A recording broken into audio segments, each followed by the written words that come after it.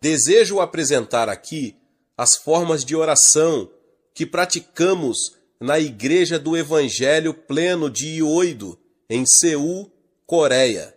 Não quero dizer com isso que tenhamos esgotado todas as formas de oração possíveis. Talvez você conheça uma forma que não está incluída aqui. Contudo, o que passo a expor baseia-se em nossa experiência e explica alguns dos motivos do desenvolvimento peculiar que nossa igreja vem experimentando. A primeira forma de oração é a nossa devoção pessoal. Se quisermos manter um crescimento espiritual contínuo, temos que manter regularmente uma vida de devoção pessoal.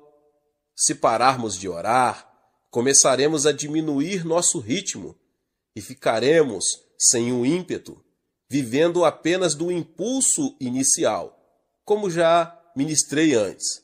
Em diversas partes do mundo, o cristianismo passou a ser uma religião tradicional, cheia de ritualismo e com pouca vida.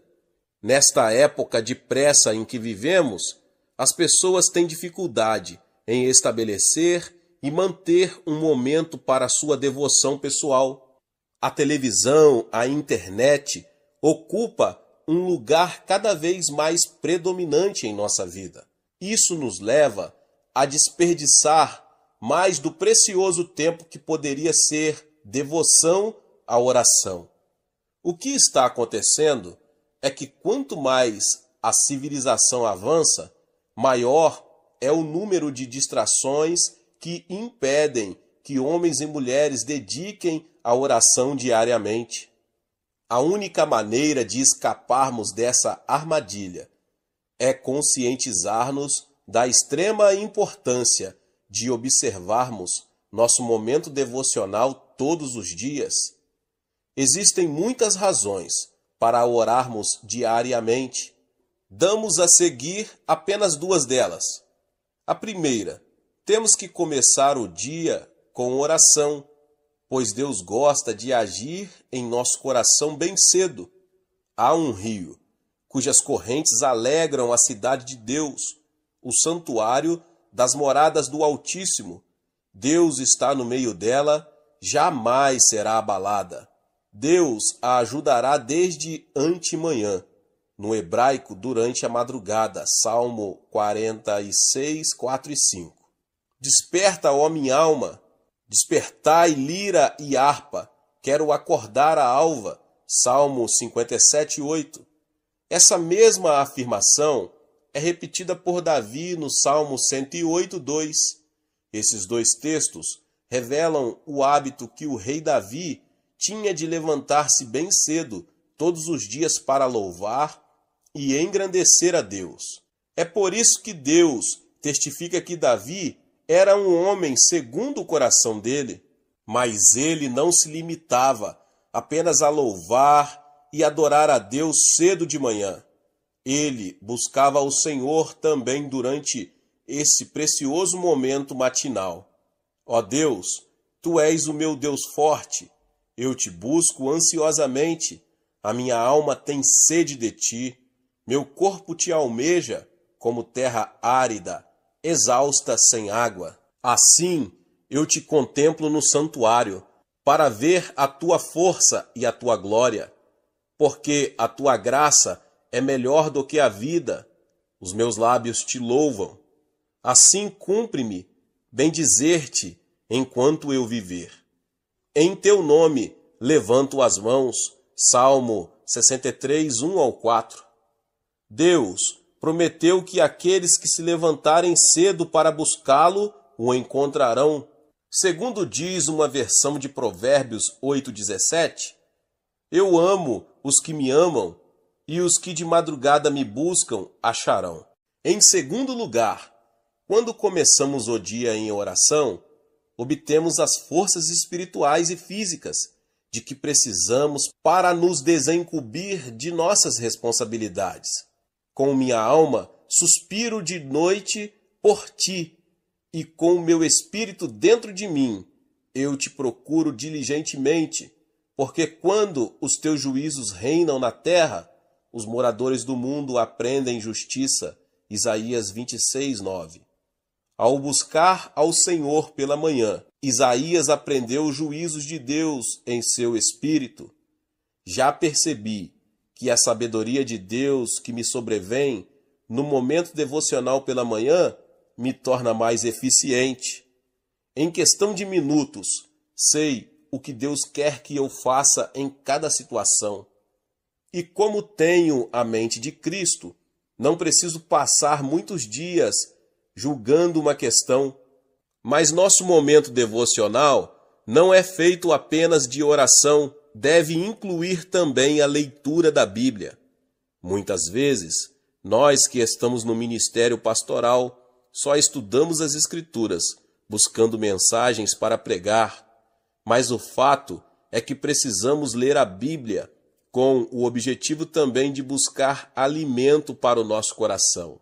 Guardo no coração as tuas palavras, para não pecar contra ti. Salmo 119, 11.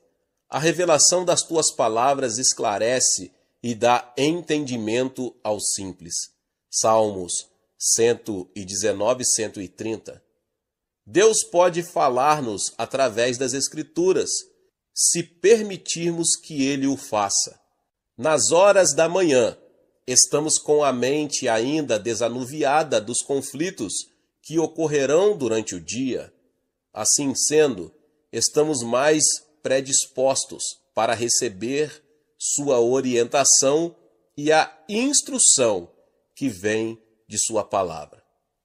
Como ministro do Evangelho, devo ter sempre em mente que minha pregação e meu ensino devem sempre brotar de estudo pessoal.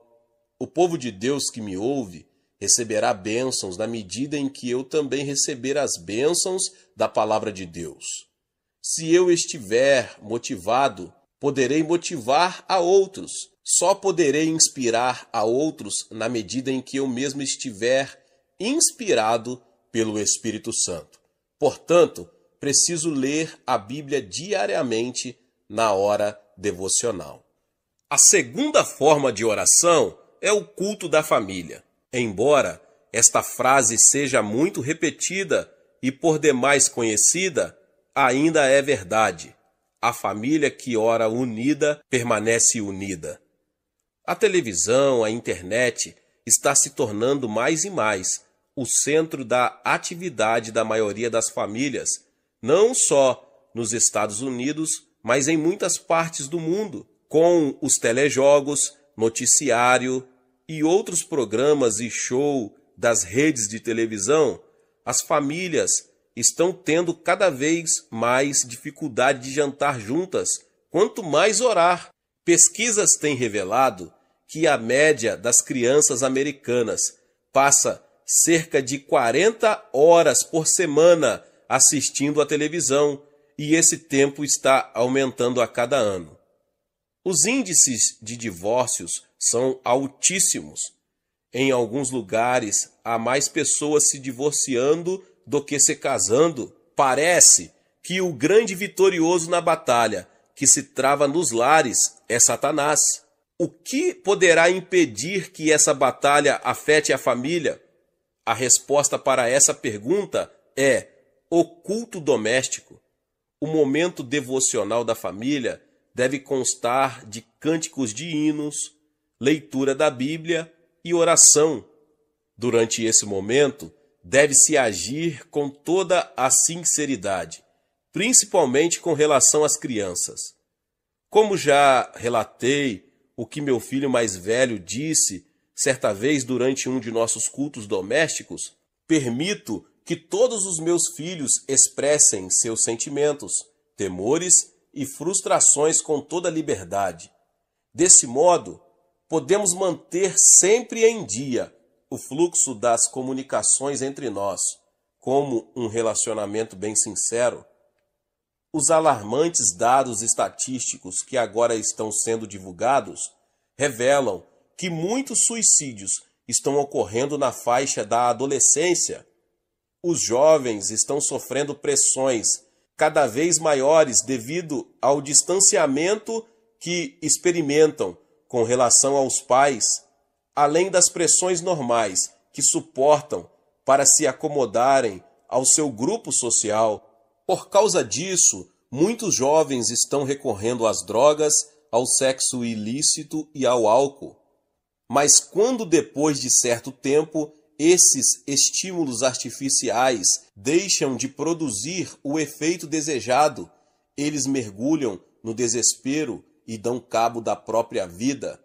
Os psicólogos afirmam que a família é a única fortaleza de esperança que resta hoje para os jovens.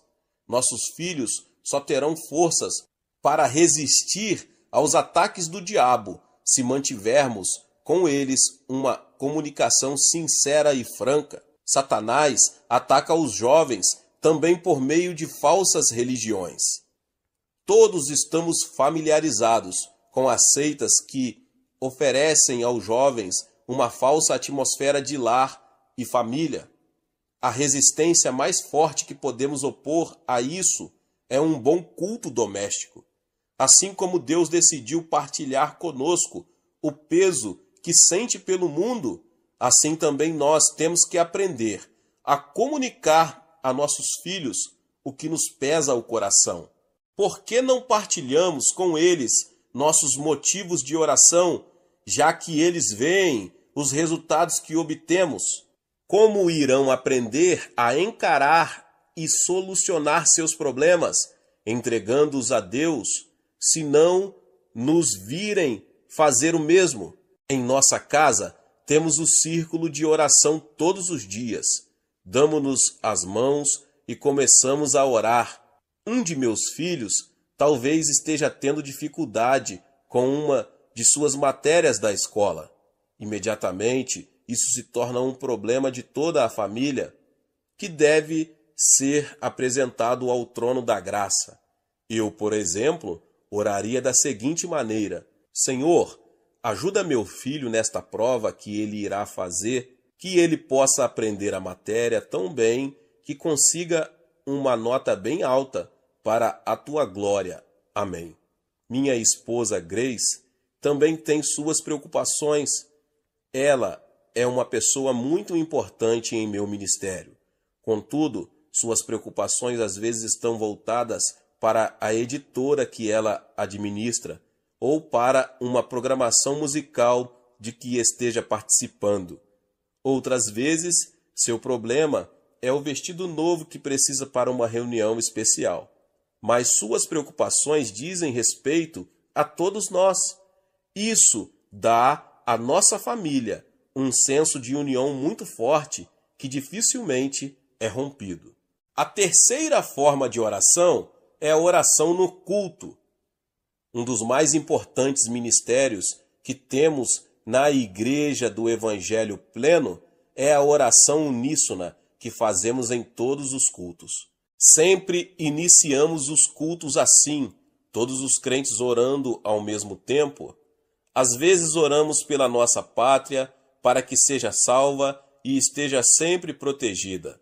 Depois de sofrermos durante muitos anos sob a opressão japonesa e a invasão da Coreia do Norte, que é comunista, e sabendo que a liberdade, e principalmente a liberdade de religião, é tão preciosa, oramos fervorosamente a Deus para que ela seja mantida. Oramos também pelas autoridades do país.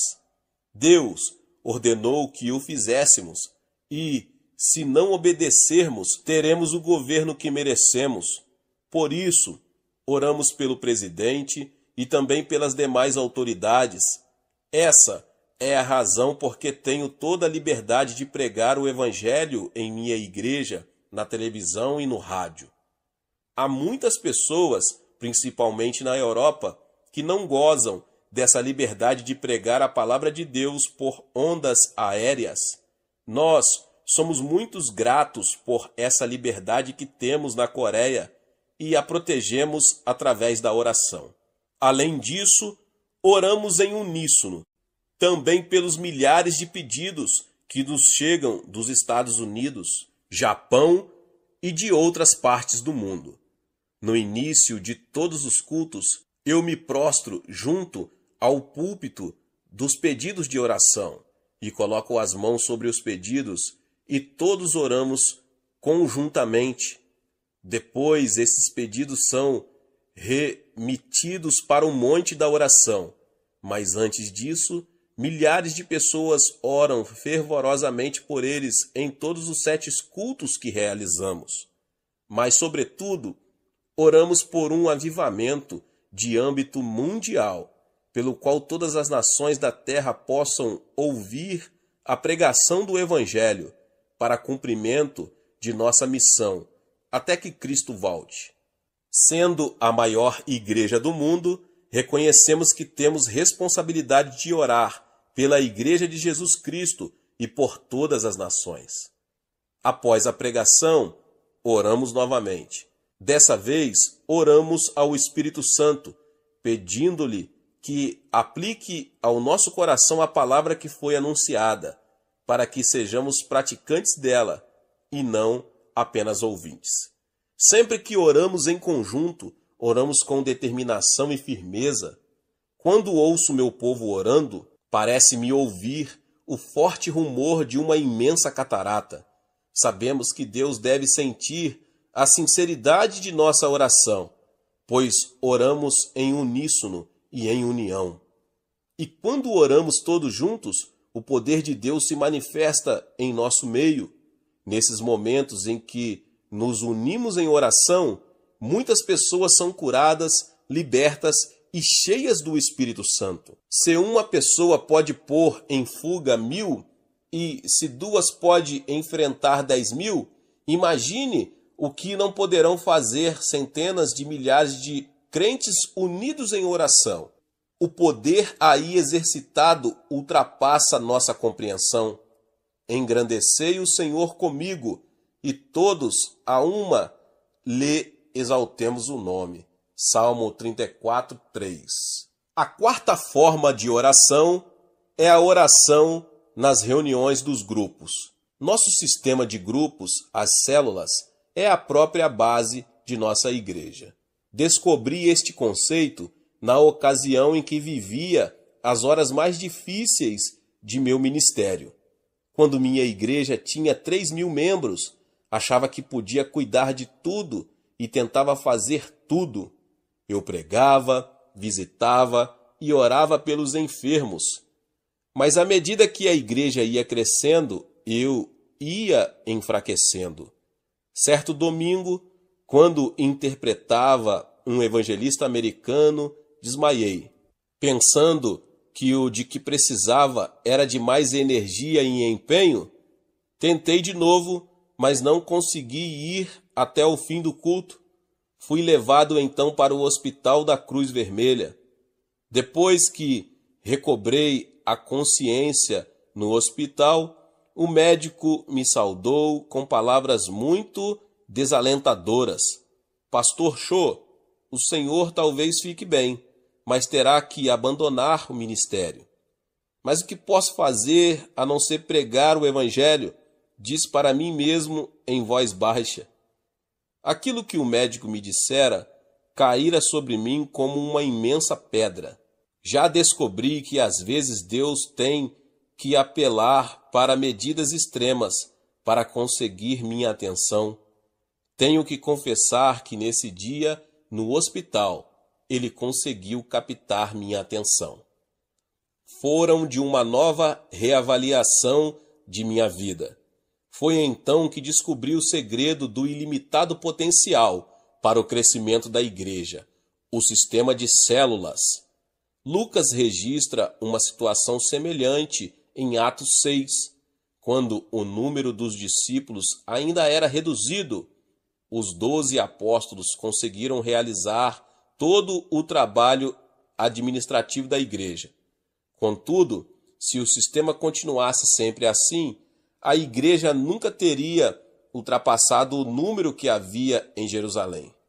O meio que Deus usou para modificar a mentalidade dos apóstolos foi permitir que eles se defrontassem com um problema potencialmente devastador, que é descrito no 6º capítulo. A divisão étnica que quase causava o fracionamento da igreja tinha que ser solucionada.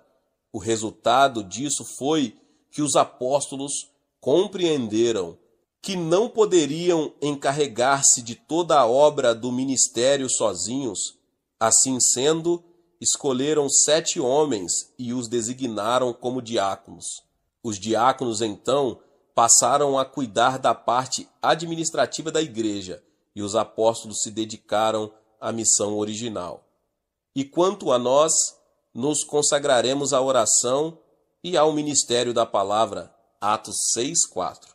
O problema que vimos neste capítulo levou os homens de Deus a reexaminarem sua situação e a receberem a sabedoria do Espírito Santo. Essa sabedoria orientou-os para que delegassem sua autoridade a outros, dessa forma favorecendo um crescimento ilimitado. Observei que há vários textos do livro de Atos em que os discípulos se reuniam em grupos grandes e em grupos menores.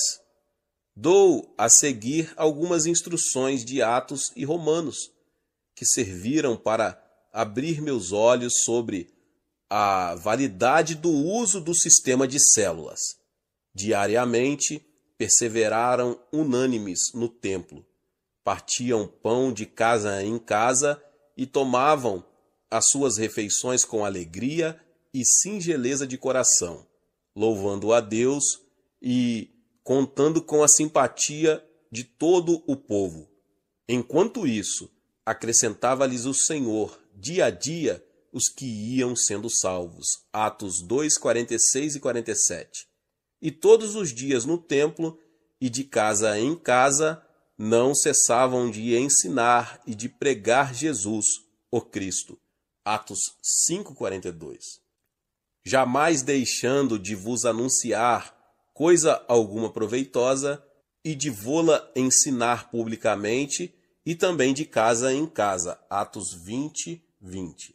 Saudai igualmente a igreja que se reúne na casa deles. Saudai meu querido Epêneto, primícias da Ásia para Cristo. Romanos 16:5. Esses e outros textos deram-me a orientação que precisava.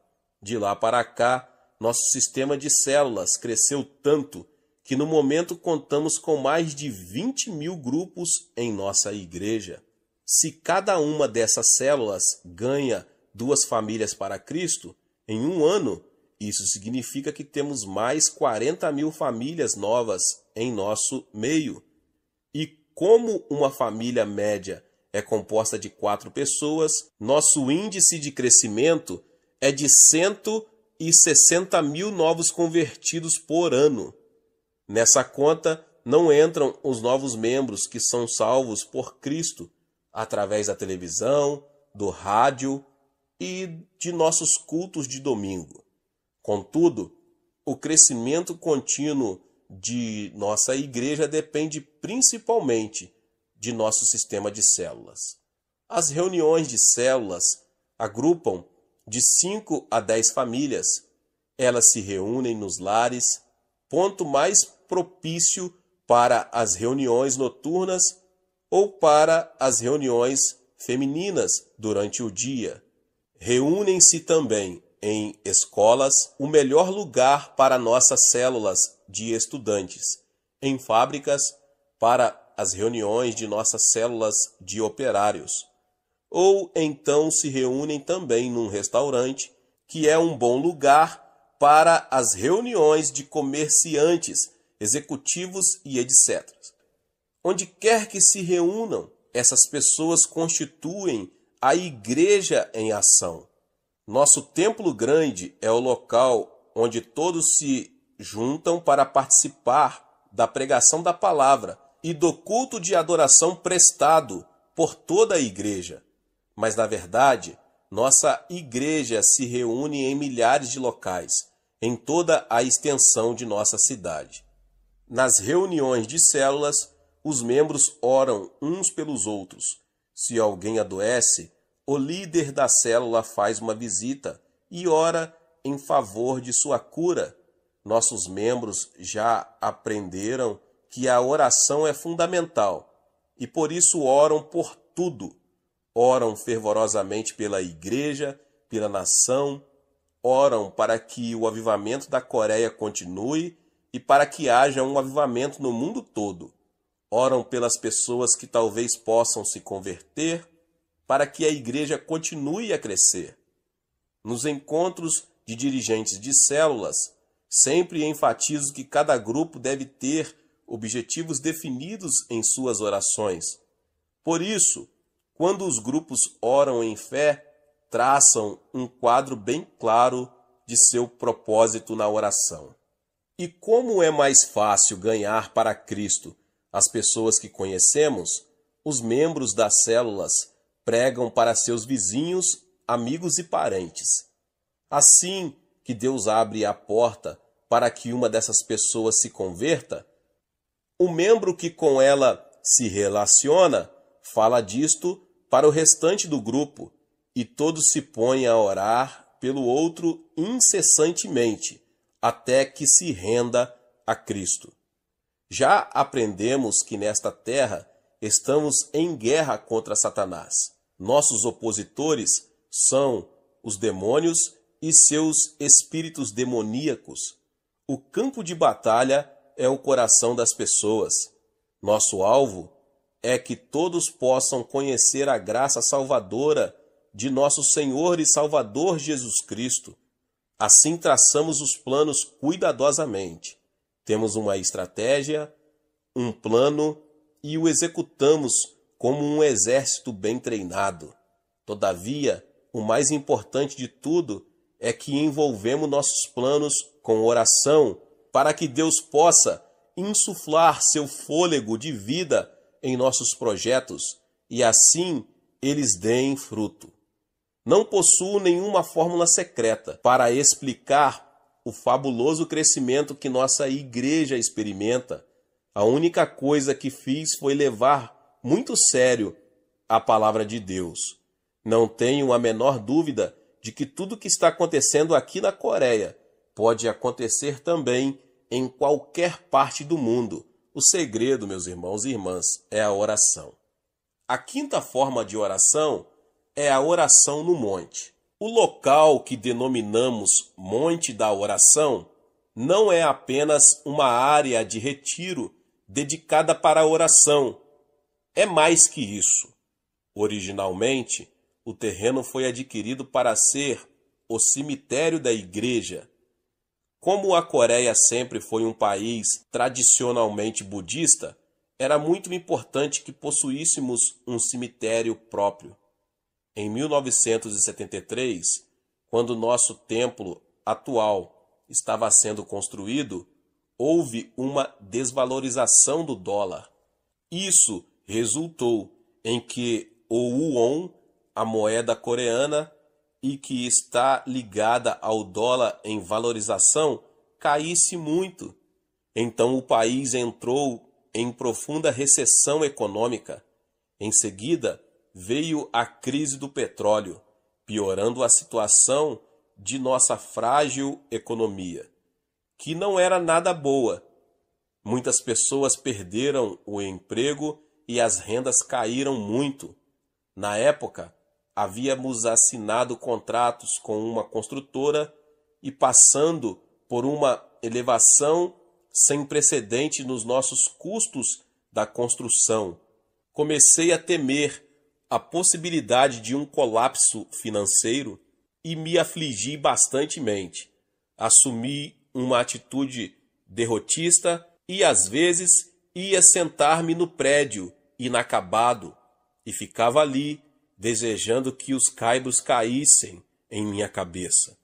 Nessa crucial fase de meu ministério, um grupo de pessoas da igreja resolveu ir para a nossa propriedade e começar a construir um recinto para a oração, principalmente em favor do seu pastor, que estava sofrendo tanto.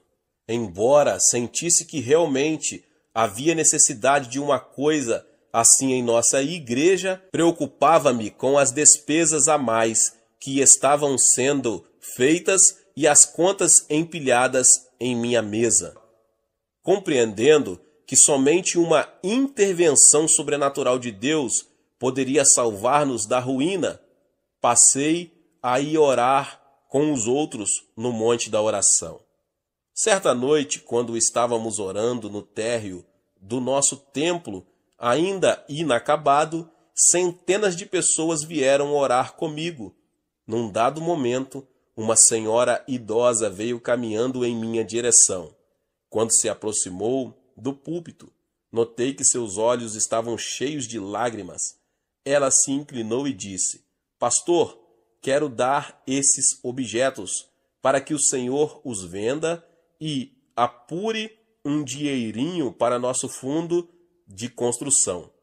Baixei os olhos para as mãos dela e ali estavam uma tigela e um par de palitos de comer arroz. Então respondi: Mas minha irmã, não posso aceitar essas coisas tão essenciais para a senhora.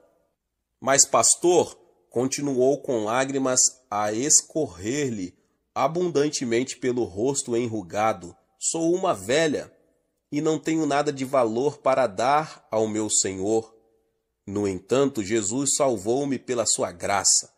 Essas coisas são os únicos objetos que possuo no mundo. Deixe que eu dê isto para Jesus. Posso colocar o arroz num jornal e posso comer com as mãos.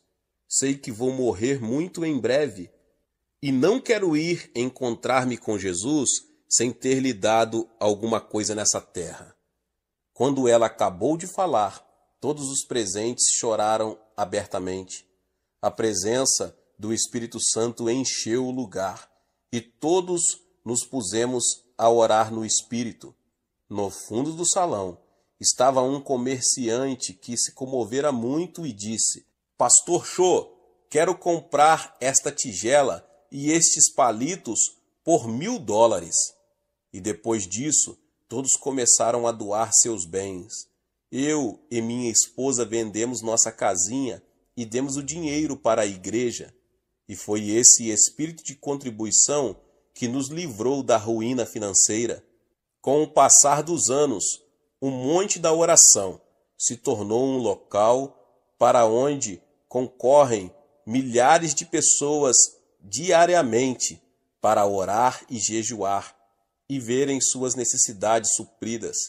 Mais tarde, construímos um salão grande com capacidade para 10.000 pessoas e que hoje já está muito pequeno para o número de pessoas que ali vão. A frequência varia bastante, mas normalmente ali comparecem diariamente cerca de 3.000 pessoas para orar, jejuar, cultuar e adorar nosso santo e precioso Senhor. E nessa atmosfera de intensa oração a Deus, curas e milagres são ocorrências de toda hora. No ano passado, passaram pelo Monte da Oração mais de 300.000 pessoas. Assim, em nosso retiro de oração, constituí a linha de frente de nosso ataque às forças do diabo nesta terra. Não existe nenhum outro lugar na terra em que haja mais pessoas jejuando e orando do que ali. E Deus atende às nossas orações. As bênçãos são por demais numerosas para se contarem. Na parte em que falo sobre jejum e oração, explorei de forma mais detalhada o método que usamos para a prática desse recurso bíblico para a solução de nossos problemas. Nunca é demais insistir em que é grande a importância do jejum e da oração, se quisermos que haja avivamentos e que eles permaneçam. E no Monte da Oração não temos apenas grupos de oração, temos também locais para que os crentes orem sozinhos. São as nossas grutas de oração. São pequenos compartimentos, grutas escavadas na encosta do monte. Nesses vãos, as pessoas podem ficar silenciosas e tranquilas na presença de Deus. Tenho meu próprio aposento de oração, onde fecho a porta e fico em comunhão com meu Pai Celestial, em intensa oração por longo tempo. Há pouco, referi-me ao monte da oração como o retiro da oração. Disse isso porque estamos em fase de preparação para recebermos milhares e milhares de pessoas, não só da Coreia, mas de todas as partes do mundo. Acredito que existam muitos crentes que estão desejosos de encontrar um lugar onde possam ter comunhão com Deus de uma forma mais dinâmica. Não que Deus não possa ser encontrado em qualquer lugar onde as pessoas o procurem em espírito e em verdade, mas é que não existe outro lugar na terra com maior intensidade de oração do que em nosso monte. As pessoas não se contentam mais em apenas ouvir contar grandes operações de Deus. Elas desejam ver o que Ele está fazendo. Por isso estamos abrindo estradas, construindo locais de hospedagem, e as dependências existentes estão sendo aumentadas para que possamos acomodar a obra que Deus vai realizar. Davi escreveu o seguinte: converteu o deserto em lençóis de água e a terra seca em mananciais. Estabeleceu ali aos famintos, os quais edificaram uma cidade em que habitassem. Salmo 107, 35 e 36. Ele diz também: todas as nações temerão o nome do Senhor, e todos os reis da terra a sua glória, porque o Senhor edificou a Sião, apareceu na sua glória, atendeu à oração do desesperado e não lhe desdenhou as preces. Ficará isto registrado para a geração futura, e um povo que há de ser criado louvará ao Senhor. Salmo 102, 15 ao 18. A sexta forma de oração é a oração de vigílias de oração. Como é que milhares de crentes conseguem passar todas as noites de sexta-feira em oração? Muitas pessoas me fazem essa pergunta em muitas partes do mundo. Se alguns conseguem passar a noite toda numa discoteca, por que os crentes consagrados não podem passar a noite toda orando e adorando a Deus? Tudo depende da prioridade que damos às coisas. Ou vamos encarar seriamente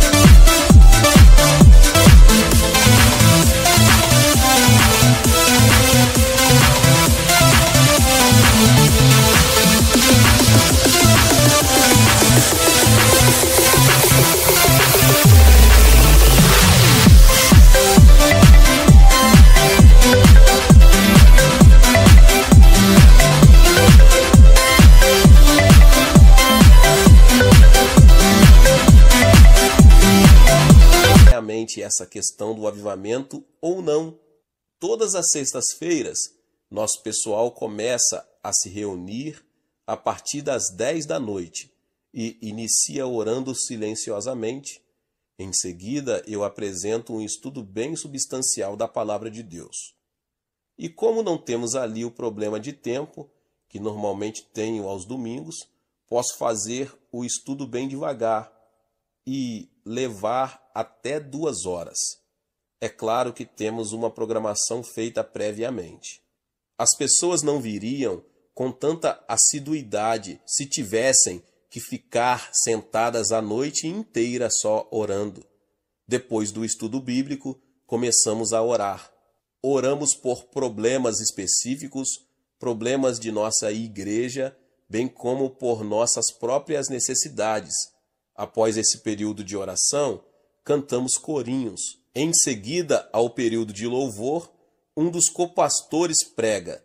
Depois cantamos hinos de novo e nos preparamos para ouvir os testemunhos pessoais, aquilo que Deus está realizando na vida dos membros da igreja. Deus tem realizado tantos milagres de sua graça em nosso meio que é impossível ouvirmos todos os crentes que desejam falar. Essas maravilhosas narrativas do poder de Deus nos levam a querer cantar de novo. Antes que nos demos conta, já são 4:30 da manhã e está na hora de nos prepararmos para o culto de oração do sábado de manhã. Depois da oração, nos despedirmos e vamos para casa regozijando-nos. Davi estava acostumado a realizar vigílias, o que ele chama de vigílias da noite no Salmo 63. Isaías proferiu a seguinte profecia: um cântico haverá entre vós, como na noite em que se celebra festa santa, e alegria de coração, e como a daquele que sai ao som da flauta para ir ao monte do Senhor, a rocha de Israel. Isaías 30:29. Quando os discípulos estavam presos, eles não passaram a noite se queixando da sorte, passaram cantando e orando. Então Deus os ouviu e mandou o livramento, sob a forma de um anjo. A presença do Senhor é muito importante. Jesus prometeu que, quando nos reuníssemos em seu nome, ele estaria em nosso meio. Não é difícil passar a noite em oração, quando o doce aroma da presença do Senhor enche o local onde estamos reunidos. Em alguns países, o sábado é dia de folga no trabalho para muitas pessoas, mas na Coreia não, é um dia de trabalho normal. Assim sendo, muitos dos crentes, depois de passarem a noite em oração, vão para casa e se arrumam para ir trabalhar. O próprio Davi declarou que não queria dar a Deus algo que não lhe custasse nada. Embora passar uma noite em oração não seja muito fácil, na verdade, esse é o meio pelo qual temos conseguido manter aceso a chama do avivamento aqui na Coreia. Glória a Deus, Deus abençoe a sua vida. Você que ouviu essa palavra, tremendo, né? Se inscreva aqui no canal se você chegou pela primeira vez. Ative o sininho das notificações para você ficar por dentro de tudo que está acontecendo aqui no canal. Deixe também o seu like e também não esqueça de compartilhar esta palavra com mais pessoas. Nos vemos nos próximos vídeos. Deus te abençoe mais uma vez. Amém.